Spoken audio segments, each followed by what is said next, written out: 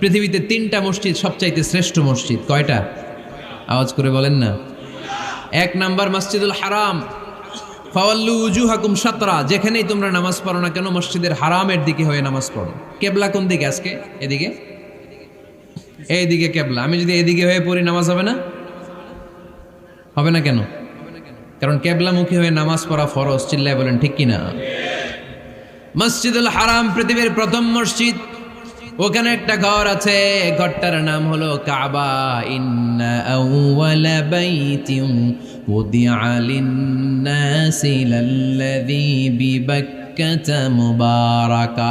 এই পৃথিবীর প্রথম ঘর, যেই ঘরটা স্থাপিত হয়েছে বাক্কা শহরে।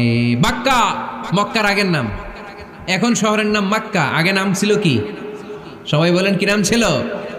বাক্কা। এটা পৃথিবীর আদি ঘর।